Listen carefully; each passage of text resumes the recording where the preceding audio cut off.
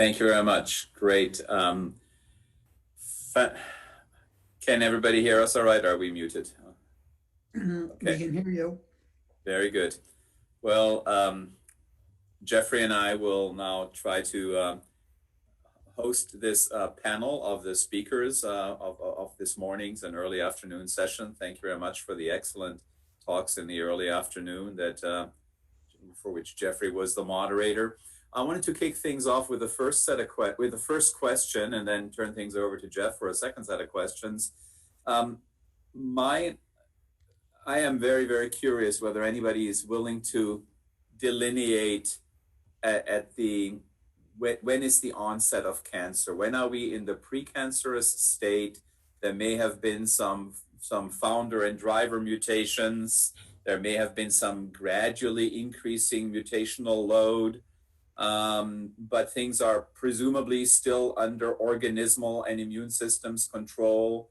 And when exactly is the onset of cancer, of stage 1 cancer, when these cancer quasi-species take on a life of their own and become, and separate from the host? Is that something anybody dares to really define, or is I think that not so clear? in lung Azra, you cancer, already had a thought on that, and of course, invite everybody else's thoughts. shall I have a first go in lung? Give you my thoughts. Can you hear me? Yes, we can, and then we'll turn it over to Azra. So in lung cancer, we've got we can use whole genome doubling events to help time evolution very crudely. I mean, in short, it's very difficult to answer your question, but we have patients who have given up smoking 30, sometimes 40 years ago. We published this back in 2017, that you can see a smoking imprint in the genome before genome doubling events that occur in the trunk of the tumor's evolutionary tree that you begin to lose after genome doubling, and then lose completely in the branches. That can occur, we're talking about footprints in the genome that have occurred 30, 40 years before clinical presentation. So I think, what we're learning from TRACERx, the lung cancer study at least, is that these pre-invasive steps can precede clinical diagnosis by decades, and probably the whole genome doubling events too. So then the question is, what is it that results in clinical detection? What is it that allows the tumor suddenly to cause symptoms? And we honestly don't know the answer to that question. One speculation we have is that as the body ages, the immune system gets less good, perhaps, at controlling the disease. And this is what you're seeing is essentially in lung cancer, perhaps not for all tumors, probably not for all tumors, but lung particularly because it's so mutagenic, is that you just, for reasons we don't understand, lose immune control. And that's what allows the presentation to occur.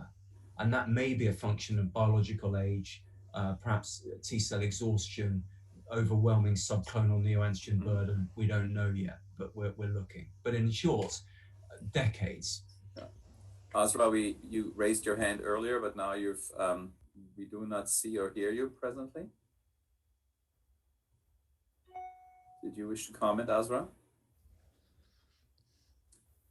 We cannot hear you.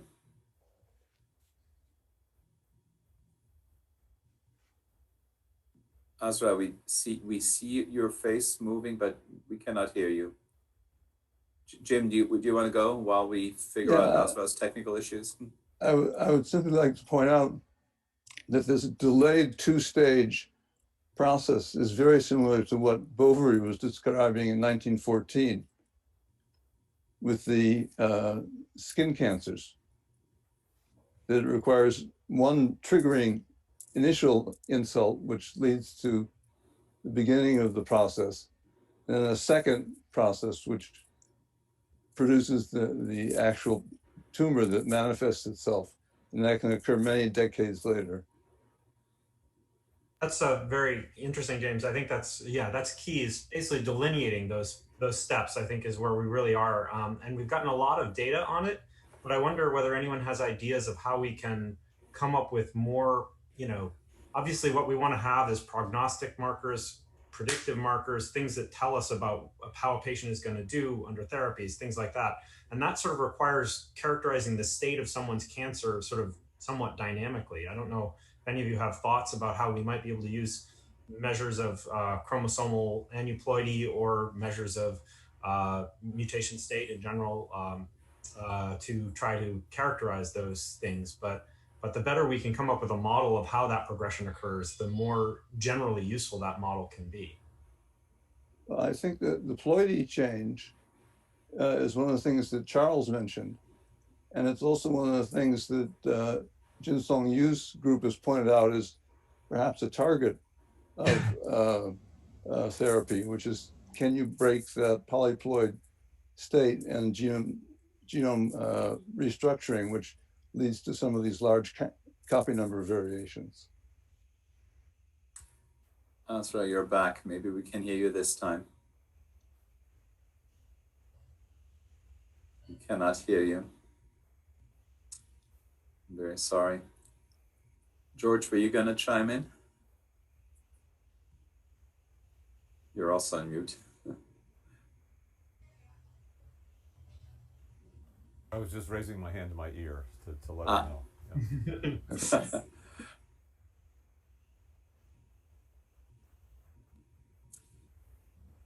So genetically, cancer seems to set on earlier, but it is also in normal tissue. It is, of course, a lot of these mutations are found in people that ultimately die, but were never known to have cancer. Would the cancer transition then be basically when the organism and the immune system loses control? Is that what's being suggested here, Charles, if I heard you correctly?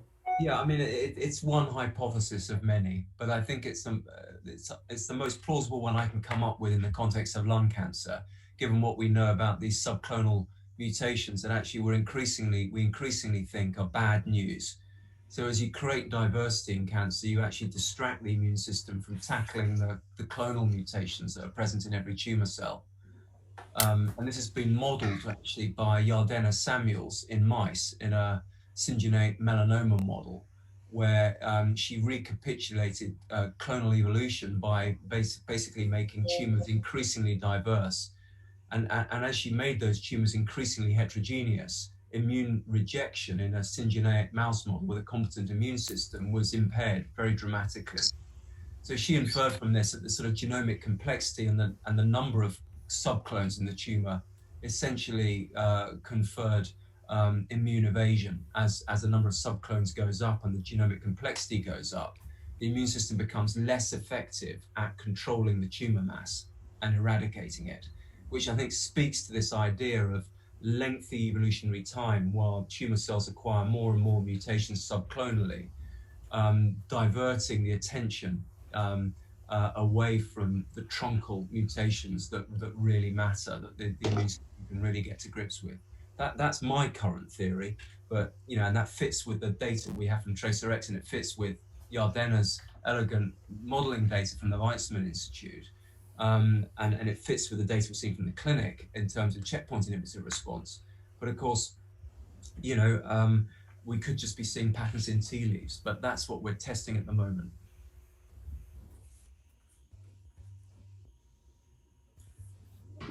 Can you hear me now, Frank? Yes, now we can hear you, Asra. Great. Okay. I'm so sorry, everyone. I don't know what happened. I was speaking and got cut off. I wanted to agree, first of all, with all the excellent comments. But Frank, here's my...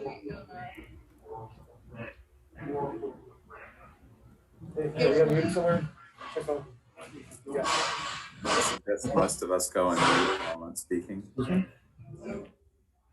Somebody is unmuted. So anyway, what I was going to say were two things. Number one, there are some cancers that progress in a stepwise, logically consistent manner from, for example, adenoma to dysplasia to adenoma to carcinoma, like in colon, colorectal, GI malignancies. But some cancers don't behave in that systematic way. And the example I wanted to give was, let's say I started by studying myeloid leukemia, And then I went to study pre-leukemia, hoping to find that transition that you're talking about from pre-leukemia and dysplastic state to frank leukemia. And then, of course, we found that pre-leukemia by itself is a cancer. It's a highly malignant state, and it kills people just by bone marrow failure completely, because the whole marrow is taken up by the clonal population. And this clone, even though it can differentiate, they just die post-differentiation by apoptosis. So then it turns out that there are some normal individuals with normal blood counts who suddenly have been found to have mutations in their normal cells floating around. This state is called CHIP, clonal hematopoiesis of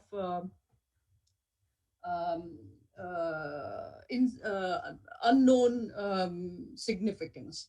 And these patients are carrying around small clones of mutated cells, and the mutations are the same exact mutations that we thought were the founder mutations for pre-leukemia and acute leukemia. So how are these people walking around with normal blood counts and less than 1% of them ever develop a malignancy? In fact, equal number, less than 1%, also have a higher chance of dying of heart disease. So to answer your question about, is there a point where you can see the transition between pre-cancer to cancerous state? My answer is no, it is not known at all. No one has ever shown that this mutation or this change dramatically converts one to cancer, at least in humans. But there are pre-cancerous states that have been identified that do progress almost invariably to cancers, and others that just don't, like CHIP. So the onset of cancer is a clinical definition, and we can't nail it down at the molecular level at this point. Is that a correct statement or an overstatement? Charlie? I think that's an overstatement, because in some cancers, as I said, it does happen. Yeah, I wouldn't go that far. One very intriguing piece of data comes from, I don't know if you know James de Gregory in Denver. James has been a major proponent of this sort of disconnect between the sort of mutational basis of cancer evolution and what we really see in reality. So he published a very nice paper in eLife last year, showing that if you take various different tumor types, where you've got one tumor type with one driver mutation versus another tumor type with two driver mutations, 3, 4, 5, and 6 driver mutations required for tumorigenesis. One would expect if the mutational basis of cancer was correct, there would be variation based on age as to when one would acquire these cancers. But in actual fact, the age incidence curves for these cancers are almost identical, regardless of the number of mutations required to initiate that cancer. So what James is sort of concluding from this, and I think this is a really powerful argument actually, is that cancer reflects in part some sort of somatic change, a change in the soma, I should say, that constrains the expansion of clones in a microenvironment. And that might be anything from, let's say, collagen matrices, changing over time that allow clones to expand, through to a predatory immune system, but some sort of microenvironmental phenomena that allows nascent subclones to start to expand.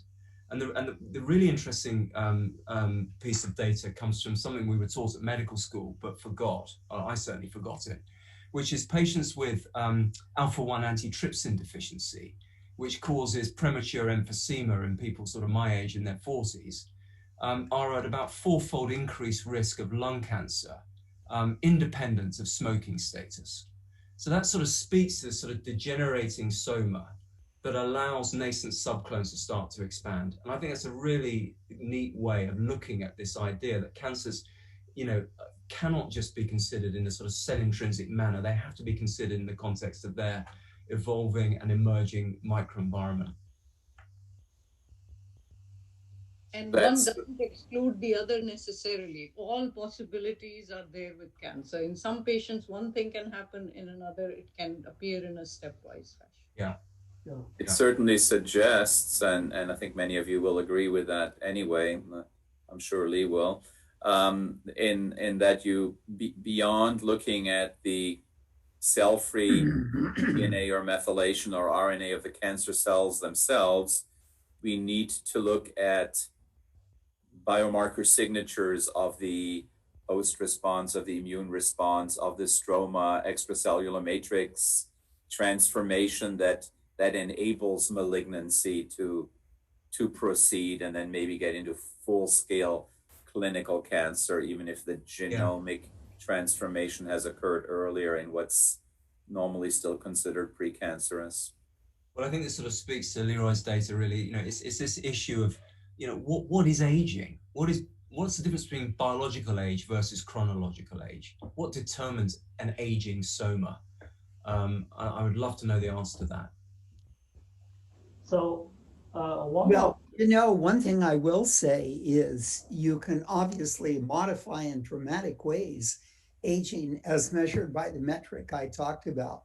Yeah. And actually, one of the major ways we now measure biological age is with metabolite changes, and they themselves gives you clues as how you can optimize or minimize the aging process itself. So it is a very complex, multidimensional process. And I think one of the really key points about being able to look at 1,200, ideally thousands of blood analytes, is they represent an incredible array of different networks of operation. And you can see perturbations that come from almost the entire set of systems in the body if you have a wide enough array of things you're looking at. And in a sense, what it means is diagnosis can become unique for each individual, and we'll learn how to read the multiplicity of changes that occur and suggest where that individual is going. Yeah. So one of the, can you hear me? Yes. Okay. So I think we have, chased the tail for a long time. So the idea is, if you think cancer is a new system emerge, and every question becomes so simple to understand, because every factor, every metabolic, everything, mitochondria, everything. But that's because our system unstable, therefore they can emerge. But the key point is this, the key point is how we can deal with so many factors. Because we biologists, we're always thinking causation, right? Which is cause, which is the results. But for the complex system, this is a faulty way of thinking, because every factor can contribute to the system emerge. So I think that one of the key challenges is not to identify the first cell, but is the first cell we got it, whether or not they actually can make the difference. So it's extremely difficult. So now we know the system already formed the cancer, but most of the time they are in dormancy because they don't have the chance to become bigger population. But when the chance is coming, they immediately with the help of the mutation. So that's why we put a lot of mutation, but the mutation is afterwards of the most of the system as such. So therefore, how to define the system, right? We know everything is there. So how to define? So that actually is one of the most challenging, because we know, but at least one of the key information we need to pay attention. It is the system transition as such. Well, I just like to emphasize a point made earlier. That is, I don't think there is a such thing as a first cell, because it is a cell in an environment. And who knows what you need in that environment to let the potential cancer cell reach its potential. So, you aren't just looking at a cell that has the genetic wherewithal. You're looking at an environment in which it must be placed in order to be triggered. Sure. Can I make a comment, Frank? Yes, please. I would like to ask a question of Dr. George Church. One of the things that has really always been amazing to me is when we study tissue culture cell lines. Let's say we have one cell line which was derived from a cervical cancer and another one from a mammary tumor, and a third one from leukemia.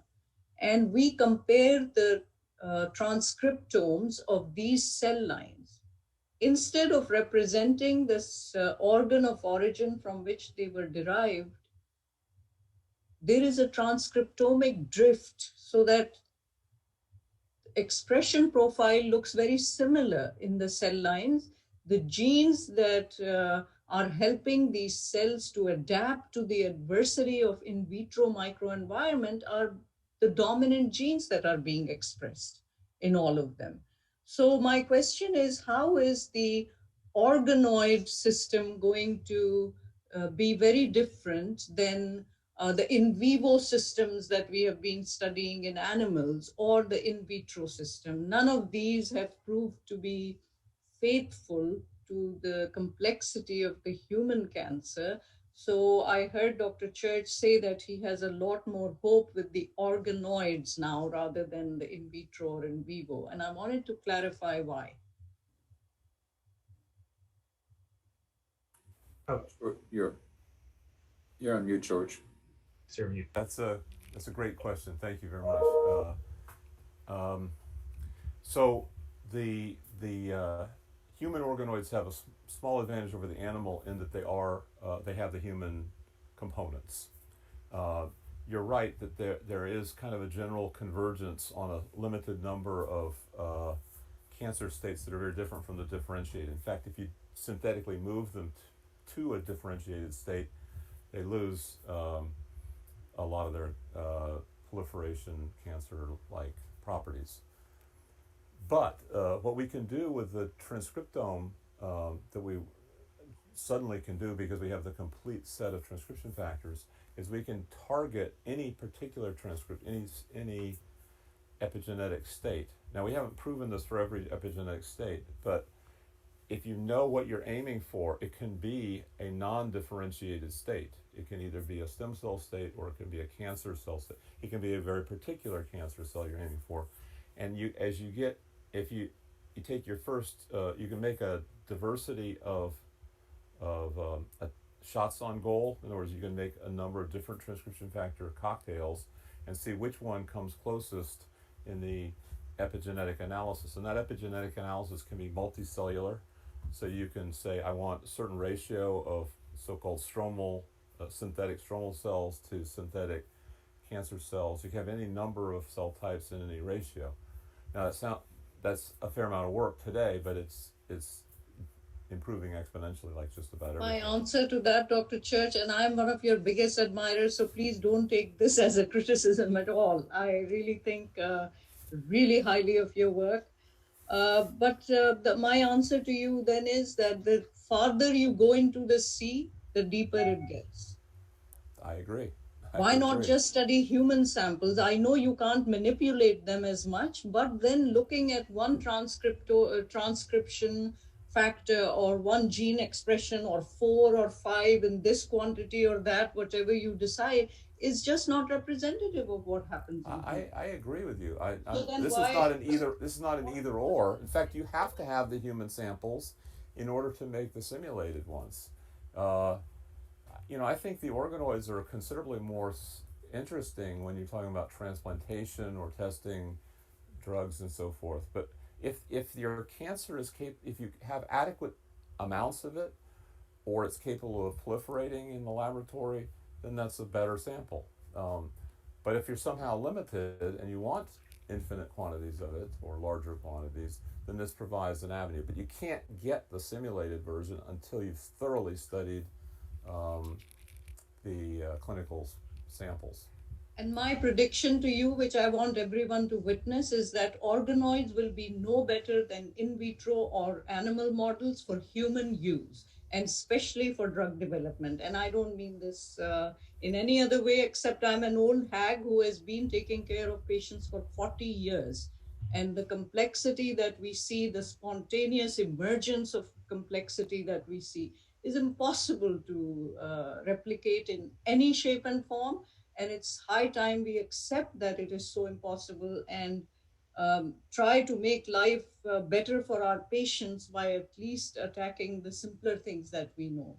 So Dr. Leroy, We're in full agreement. I'm not making a prediction that anything's impossible, however.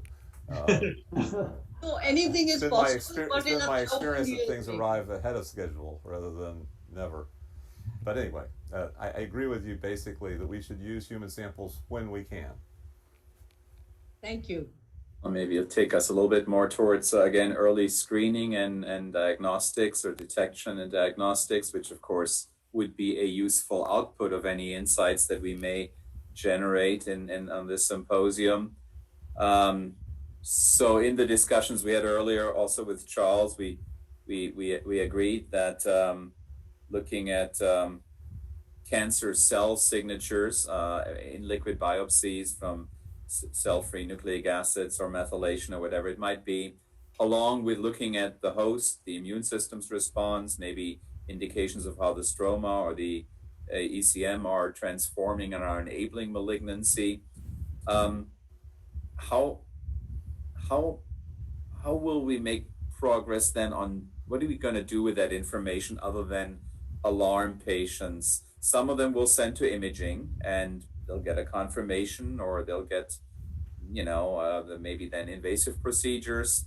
And others, are we going to bring out the big guns again, the chemotherapy, the radiation therapy, if we find very early stage cancer or perhaps precancerous risks that it could transition to cancer? And any thoughts on that? Anybody on the panel that would be interesting to hear? So George. just a guess. My guess is one approach that might be very fruitful is extending immunotherapy into the solid tumors. This might be via CAR-M technologies, with macrophages, for example. It seems like that's a promising direction. I really agree with George. I think whether we do it in a targeted manner with designed T cell receptors for the a driving antigen, or whether we do it with some of the other, there are 3 or 4 or 5 immunotherapy strategies now, and they all have promising bits and pieces. And I think just extending them is really going to be important. I mean, I think one of the really interesting ideas is in the future with CRISPR, we'll not only be able to gene edit and put in a killer T cell, something that's active for the given tumor antigen. We can talk about how we could guess at that. But as well, we'll be able to knock out a whole series of things that may make that CD8 cell susceptible to immune regulation when you put it in the body. And I could well imagine really well-designed T cells that could plow right through everything and go to the tumor without any of the inhibition that they run into now from a myriad of different forms. So I think immunotherapy has enormous potential for the future. So there is one note of caution, because right now, I mean, every 10 years, there's a new technology so powerful, right? But then, as soon as it becomes practice, the kickback. Why? Because the biological system is evolving. The cancer is evolving. That's the thing, right? So you're all right. Everything you can fix them up. But if that's the case, we should not have cancer at the first place. So this actually is very paradoxical, because even though checkpoint therapy is an alternative that's more general than the specificity of targeted CD8 receptors. But now actually immunotherapy drug system is start to emerge. Every time there is a phenomenon very strange. Initially, even chemotherapy, some people perfect, you're still alive today, right? But then the idea is after we do all of this, we always have some people benefit, many people did not benefit. So that's the same for all this study. For now, we actually like the Dr. Jinsen Liu talking about maybe tomorrow, after tomorrow. So people actually realize that the cancer is a different system. So they have to, if for the evolution to be able to emerge, they have to be different. So therefore, they actually on purposely be different. But if you actually use another environment, then they become another different. So that's the thing, that's the system. So that actually challenges this part, because we know the differentiation, also the change the chromosome number is very initially, but then after this stage, they become normalized to the kind of normalize the chromosome in such a way. But we always miss that part. Like the genome chaos, also the translocation, tons of them. But if you sequence them, you cannot see it because they're only in certain stage. So that's the thing, right? So therefore, we actually need to use a marker to monitor the transition process. So I want to step in, Frank, and I don't want to underestimate the importance of what you said, which is the anxiety it causes individuals to know that they have. In our think tank, one of our members presented a case of a patient. She's a hematologist. She saw a patient who has been found to have circulating tumor cells. And after 2 years and multiple PET scans and all kinds of tests, they are unable to find where the tumor is. Every time the pathologists look at these clusters of circulating tumor cells, they are adenocarcinomas, which are glandular, so it could be coming from anywhere. And can you imagine the amount of anxiety this poor person is going through? And we have no way of trying to find out, even though, as Dr. Swanton mentioned, GRAIL now has come up with a methylation platform which can help identify the organ of origin. But let's say we find the organ of origin in this particular case now to be the ovaries. So, Frank, yes, there was a period of anxiety, but now knowing that it's coming from ovaries or from the lung, because it's glandular, it can come from just that many places. Yes, it's okay to know and then to intercept and remove it immediately. So I do think that while it causes anxiety, if you look at mammograms, they cause anxiety, but then they are supplemented by things like actual biopsies and pathologic diagnosis before anything is done. So just like that, early markers will cause anxiety, and we may not have an answer immediately, because let's say we find a few cells, we can't perform open Whipple's procedure and eviscerate the organ, the abdomen of every possible organ, suspecting a pancreatic cancer. Of course, we don't do that. But then how do we treat it? Cell therapies, immune therapies, etc. And my last point is that this is why we have to think of cancer, even if it's at the earliest stage, as a more systemic disease. This is why I always use that analogy of per bark with the sand piles, that the sand pile becomes reaches a critical state of instability, so that even small things can cause an avalanche in the pile. So with age, so many things have happened that predispose us to have cancer cells. And is removing every first cell going to be important or not? I mean, only time will tell. But worrying about the anxiety, which is a very legitimate concern, shouldn't stop us from doing the work. Charles, did you have a comment? Go ahead. Yeah, just briefly, I think to the original question, in terms of advances in cancer care, I don't think there's going to be one approach that is just suddenly going to trigger, a massive increase in survival across all areas of oncology, obviously.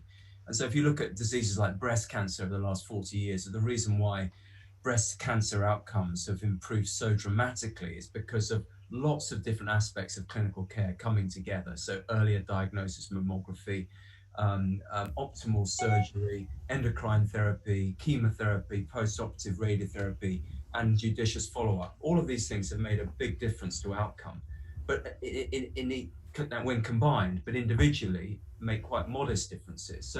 So when you look at lung cancer, again, my disease, what do I see a future in 10 years' time? I see a future where we're going to be diagnosing cancers early, and we're going to be asking fewer and fewer patients, we hope, will smoke. So there'll be fewer diagnoses to start with.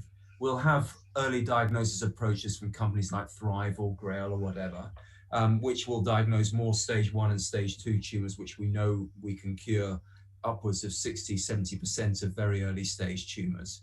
And then we'll improve our adjuvant therapies after surgery, where we'll have minimal residual disease technologies to be able to tell the doctor and the patient who is at highest risk of recurrence and escalate treatment just in those patients and not just treat everybody with adjuvant chemotherapy, but we'll only treat those who have a highest risk of recurring.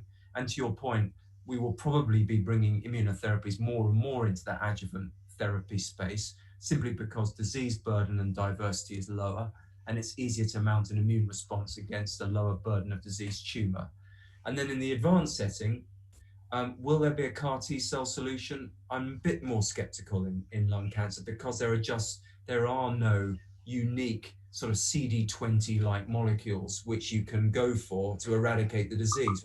We're fortunate that we can do without B cells, but you can't do without your lung epithelium, unfortunately. So is there a lineage-specific marker that is specific to a lung adenocarcinoma? I hope so, but we've not found one. So my view is we're going to have to be a little bit more smart about the immunotherapy approaches, and we are putting a lot of effort into the clonal neoantigen targeting that I mentioned. I mean, yeah, I don't know whether that will work. Time will tell. So I think it's advances across the board, not single advances for every disease entity, would be my sort of humble opinion. Could I ask a question? Yeah, go ahead. Yeah, it seems that ploidy changes are very important in cancer progression. And is anybody studying the pathways which are involved in ploidy progression, in changes in ploidy?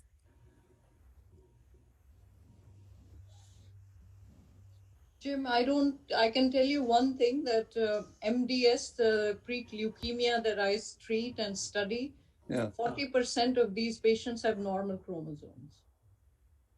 Even when they develop leukemia, they can continue to have no aneuploidy at all. That's detectable. I didn't want to imply that it's a universal thing, but it certainly seems to be important in many changes like lung cancer. If I may, I'll throw out one last set of questions here. We have about 3 or 4 minutes or so. Not long ago, I read articles that we shouldn't think of cancers anymore by their tissue. We shouldn't think of breast cancer or liver cancer or prostate or ovarian cancer, but we should think about them at their think of their molecular characteristics, their mutations, or maybe their karyotype. But then the recent Grail publication that had such impressive 97% tissue of origin identification from methylation patterns, again, goes against that trend in my mind. Do people here on this panel have any insights? How should we think about cancer these days? Should we think about lung cancer, or should we think about, an SCNA cancer or a polyploidy cancer? What's the right mix here? Where's that going? Maybe I could just interject. As a treating oncologist, I think we need a mixture of both. I don't think you can refute that the tissue of origin of a cancer is important for understanding its progression and its pattern of disease. A melanoma behaves differently from a high-grade serous ovarian cancer, which will behave differently from a small cell lung cancer of the lung. So I think tissue of origin is important. Ultimately, that is based probably on some stem cell of origin we don't fully understand, and some methylation phenotype and genomic aspect of evolution that we're yet to fully understand. When we finally understand that, then maybe. But I think we're just scratching the surface in our understanding of genomic and epigenomic biology. And at the moment, understanding clinical histories in the context of tissue of origin is vital. Genomics is important, of course, and should be taken in context of tissue of origin.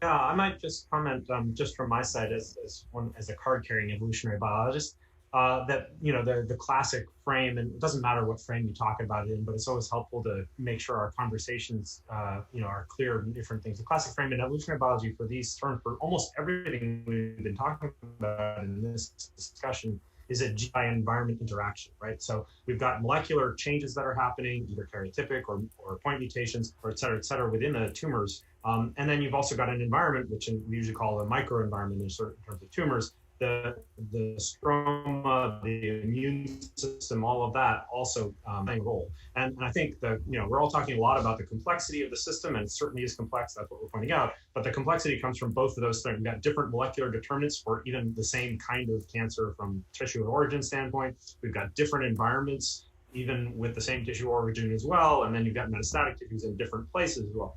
So there's quite a lot of complexity to the cancer problem. So just to reiterate what was said earlier, there's definitely going to be a lot of trouble like coming up with one hammer that hits all of these nails, right? It's a very diverse problem.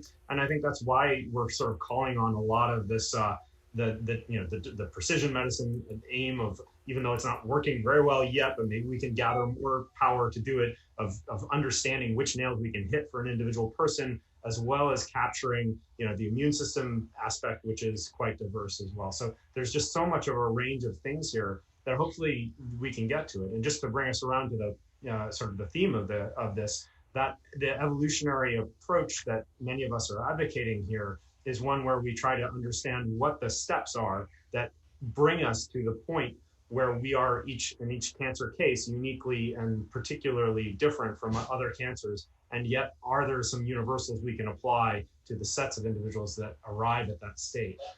So I just wanted to sort of bring that around to a general statement and comment on the terminology and the evolutionary biology we often use. And that might be a good wrap up for day one.